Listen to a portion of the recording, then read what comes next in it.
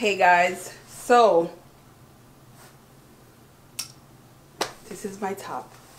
As you can see, I didn't like it because of some of the things that I didn't cut right.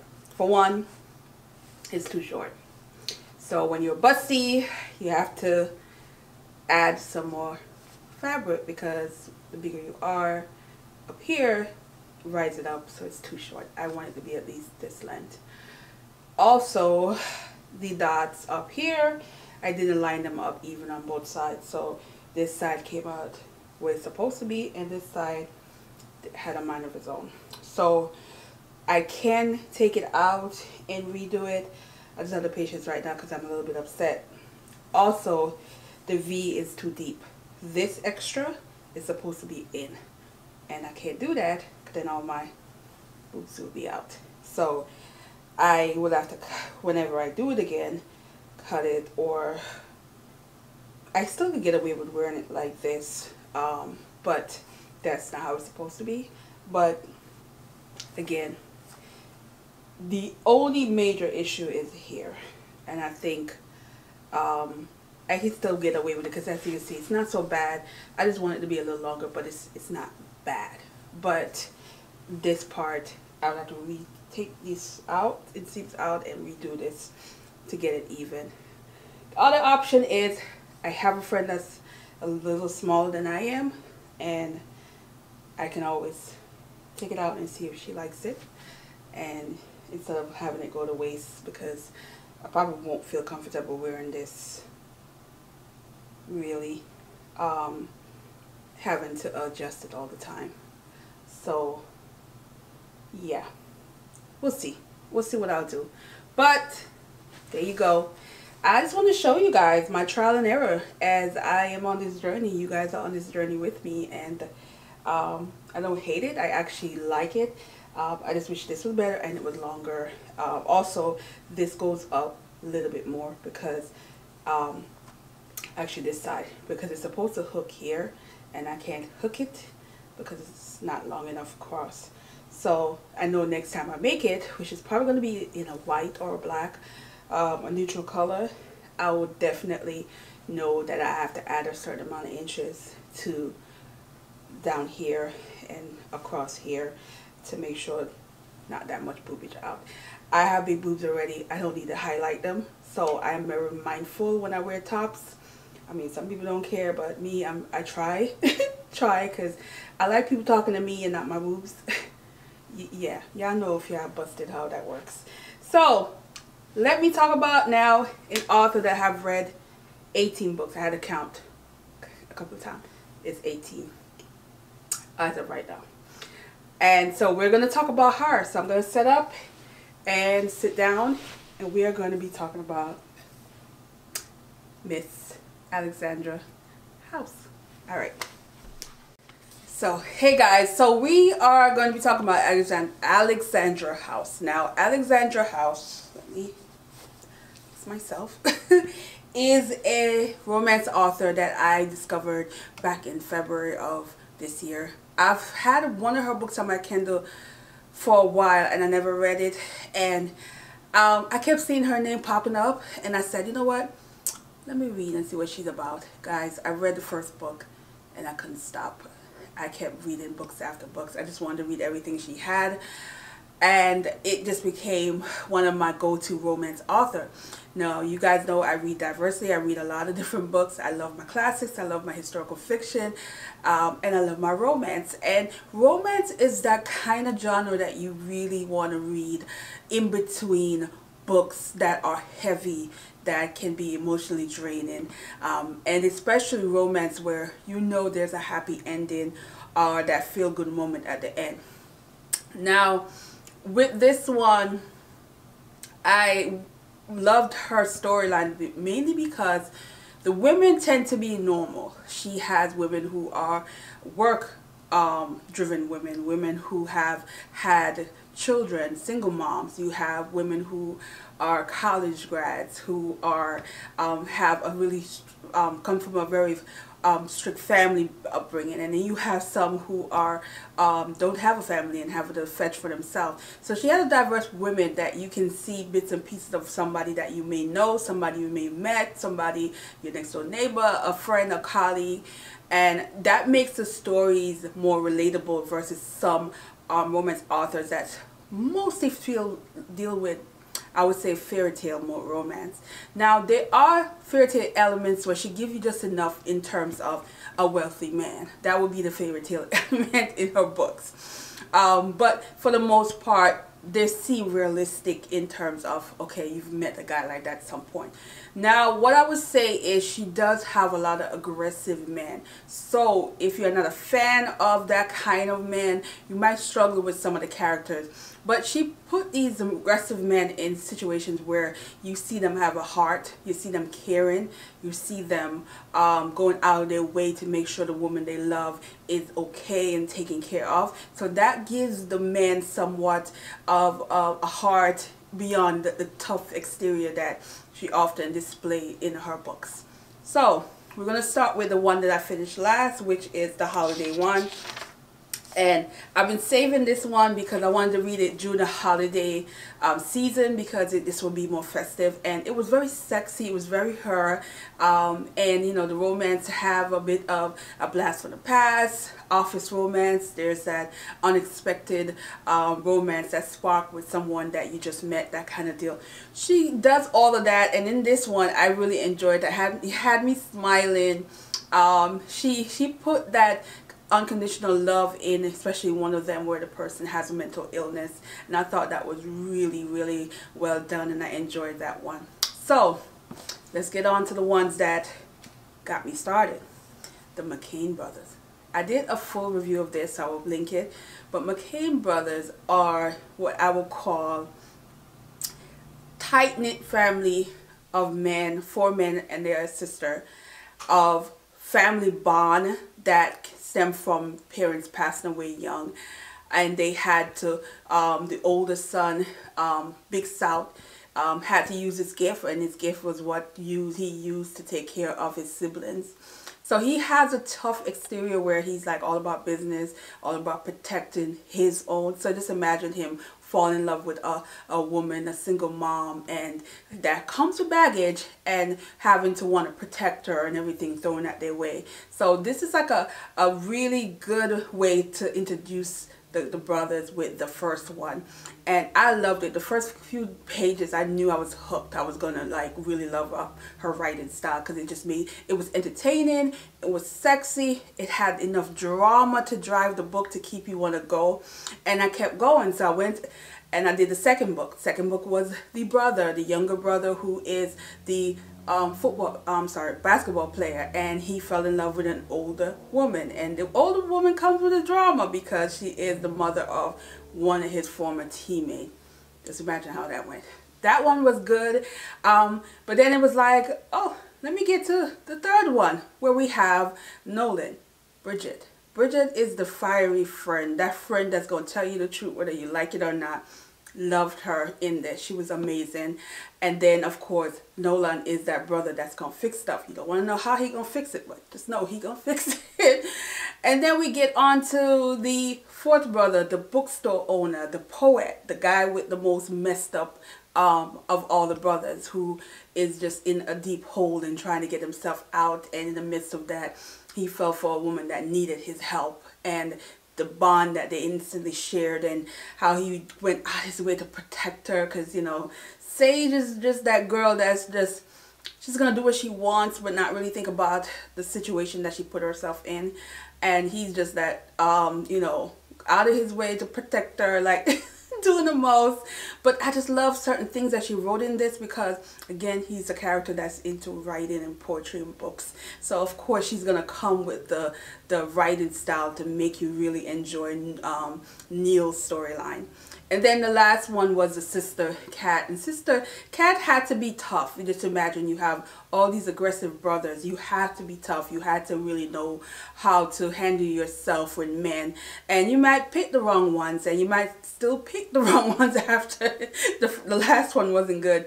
But you know, Thomas was that, I like calling him Thomas, but you know, Tommy.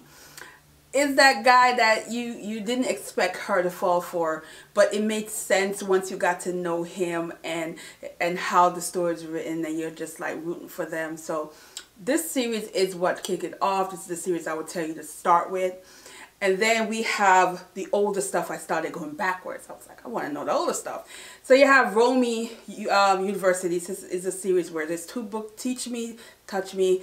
And I will be honest with you, when I started this series, I first thought, where are we going with this? Because something was a little bit unsettling at first to know a professor and a student, but then I was like, okay, the student is a retired football player, so he's actually older than the professor, and he left college early to go professional, and now he's retired. He wants to go back to finish his degree, so he only had like a few classes left, and that's how you get that. So just imagine the romance, the drama that comes with them.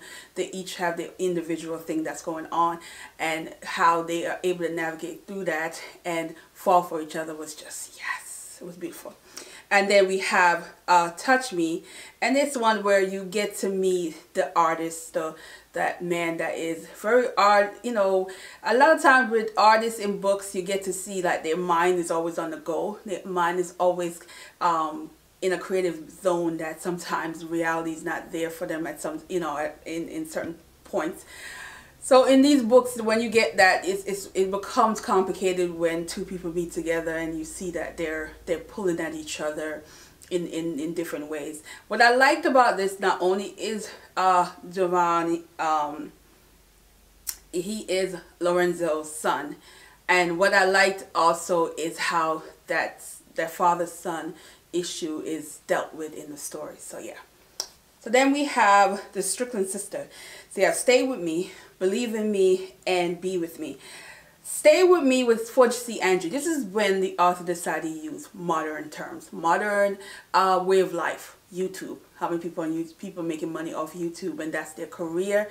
That is what they do, and have a character where that's how she is making her money. This is how she become famous on YouTube. So this is a character that she created, and a man who is finance, who is the guy that you call to when you want to move your company to a certain level, and he's the finance guy that come in, clean up whatever needs to be cleaned up, and then he moves on to another company.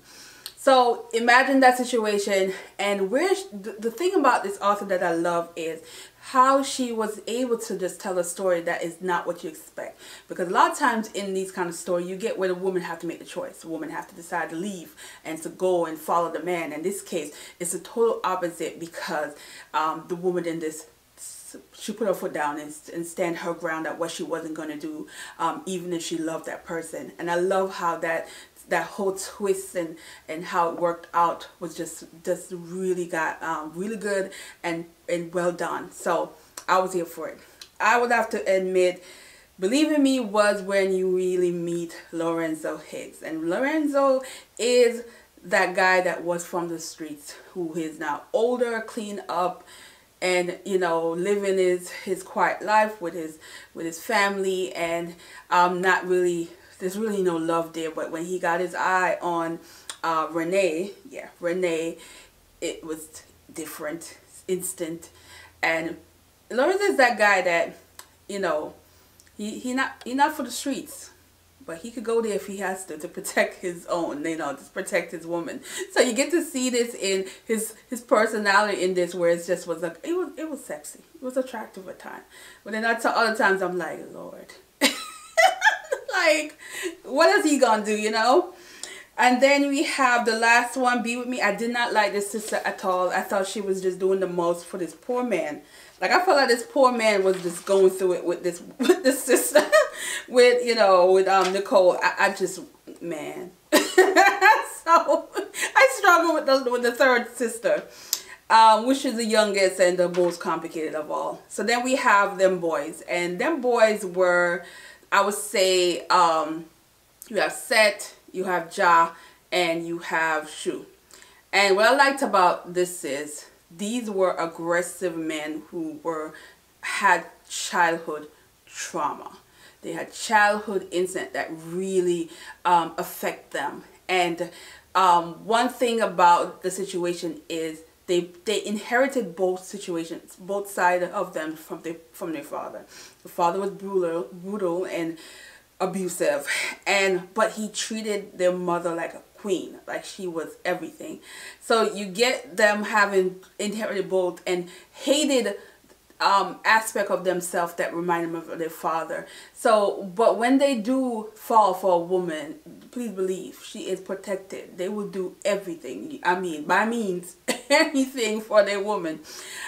So we have set where he, you know, the woman was a high school girl that he always had a crush on, and you know, you're 40. You about it, you gonna get your woman this time. But it was a no string attached, but really strings were attached. There was emotion involved, but neither one of them knew that. So you get to see their journey of how they accept that this is us, this is what is gonna happen. Then you have the second brother, Ja, and Ja is like the beast, the big guy, the one that's intimidating. And he met his match. He met a woman that, you know, that had the mouth and was really gonna make him do the most to get her. And then you have the last one, which is Shu, my favorite. Yeah, I read Shu twice, guys. That's how much I love Shu. Shu is the quiet beast, the quiet, sexy man that don't speak, don't show his emotion almost never. That when he does show his emotion, it's so noticeable. People stop. You know, that smile that he's there that people really ever see, or that laugh that people really ever see when it does happen, it just commands attention. And he just have this loving thing about him that is quiet, that doesn't say much, but you just know that when he loves, that kind of deal. I just love his personality, and I love that he was with a younger woman who has scars, but shows him that even beyond all of that, she knows how to enjoy life, to live in the moment, to work hard to get what she wants, and not allow circumstance to prevent her from doing that. And that was a healthy balance that he needed, and it just mashed, and I love them together. That was like my favorite of the series. Then we went to a paranormal short story that I've never read anything paranormal, but you know, I was here for it. Sanctuary. And, you know, this is the immortal where we met 20 years ago. There's that you were meant for me, you were created for me, but you just don't know it kind of situation. I thought that was interesting. That's all I'm going to tell you. This one was really short. And then there's another short story, Should Have Been. This is a love affair that was so like, that's what I got, that, she liked these kind of men situation. And so I wasn't, it was like an okay book. Wasn't out of my skin about it, but it still kept you engaged. It's not one of those that you're not going to want to read. You're still going to want to know what's going to happen at the end. Then we have the Love Affair, which is Love After series. And then we have Higher Love, Made to Love, Real Love. Now, Higher Love was very typical. I thought it was too predictable. I did not enjoy that, but that gave me a taste of her early work. This was her early work, and to see how much she has grown. So I appreciate that storyline, because I really got to see her growth in her writing from that to now. Then she has Made to Love, and this is where you meet Niles. Now, Niles is a poet, and he is all over. He's in two other parts of the two other books that she wrote. But he's that poet that just smooth with it. And she had to bring her A game when writing this, because when you writing a story of a poet, you better come with some good poetry. And she did that in this. I love it. What I also love with trivia in this is because she almost like stalked him, and I was like, yeah, I wish. I wish the world wasn't so messed up where I have a crush on a poet and I'm just going to show up to every one of his little poetry meet up whenever he's in town, that kind of deal, and dress in your best and just sit in the front and just watch him. Yeah, that was her. And then, you know, but it's to see how they come together. What I also like it, homegirl got a talent. She knows how to sew, and so when I'm thinking like, oh, look at this, where's my poetry man? Yeah, set my way out. I'm single, guys. Anyway, then my last one that I read from that series was called Real Love, and this will probably be, if I had to rate the 18 books, this would be like maybe a number 2 or 3 of all the books. this is where you have Denise and Hassan, and this is a banker slash financial advisor woman. Denise, and Hassan is a tattoo artist, and he wants to open his own parlor, and she was the one that had to give him the bad news that the bank was not going to give him the loan, and he didn't take it good, and it turned out in the end how she did eventually had to help her, but you find out how that happened and how her world changed and how she saw certain things in the banking that she wasn't sure of, and how she decided she's going to make a difference. I like this. I love the fact that her mama was a cook. Her mama had a restaurant, and she was just like the food that they were talking about. I was like, I want some. But I love how they dealt with family secrets and family issues, and there was so much drama in this but it made it entertaining and juicy, and so I was for it. So I would have to say, you know, that's a good one. Short stories are good. Of course, the Cain Brothers, as I say, would start with. I know there's a new series that she started. I have both books. She has 2 books so far in the series. I have the first one. I also have the second one, but I am waiting to read those next year because I'm a person where I want them all. So I'm hoping that maybe by the time I start, the third one will be out and I could just like binge read them. And I'm also wondering who else out there that I should start binge reading, because every year there's always one. Last year I really fell for Tina Martin, and then the year before that, of course, Ashley Antoinette. I was all about ethics. Y'all know how I love ethics and how Butterfly and all that stuff. And I know this year I saw a lot of people start reading ethics, and I was like, yes, yes, yes. Ethic is still my favorite book crush. My favorite, if I could build a man situation, but I still love that. But I really love Big South in this. Big South was just like that man. Neil, Nolan, those 3 brothers was just like, yeah. And of course, I love Hassan in this one as well, in Real Love. And let me say, all of them, Lorenzo. You know, so I'm going to end this here, and I am going to continue. So join me tomorrow for some more Vlogmas, and I hope you guys are enjoying this. Let me know. Leave a comment if you've read any of the books from this author, or what's your favorite current romance author that you would binge read. Let me know and leave that in a comment, and I will see you in the next one. Bye.